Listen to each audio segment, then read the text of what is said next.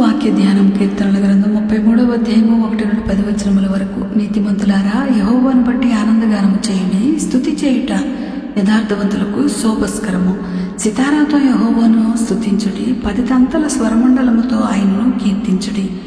ఆయనను గూర్చి నూతన కీర్తన పాడుడి, ఉత్సాహధ్వనితో ఇంపుగా వాయించుడి.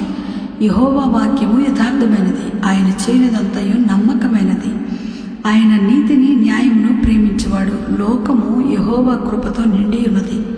యెహోవా వాక్కు చేత ఆకాశమును కలుగు చేశాను, ఆయన నోటి ఊపిరి చేత వాటి సర్వ సమూహమును కలుగు చేశాను. సముద్ర జలములను రాశిగా కూర్చువాడు ఆయనే, అగాధ జలములను కొట్లలో కూర్చువాడును ఆయనే.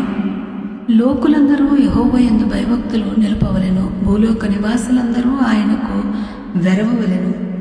ఆయన మాట సెలవీయగా దాని ప్రకారమాయను, ఆయన ఆజ్ఞాపింపగా కార్యము స్థిరపరచబడెను.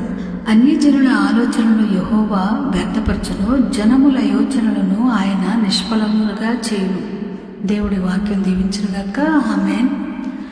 ఆకాశములకు అధిరోహించిన అధికుడు ఎవరో ఎరుకుమమ్మా, భూమండలమునకు పునాది వేసిన వల్లభుడెవరో తెలియునమ్మా, గాలిని పిడికిట పట్టినవాడు, నీటిని మూటగా కట్టినవాడు, సంద్ర మధ్య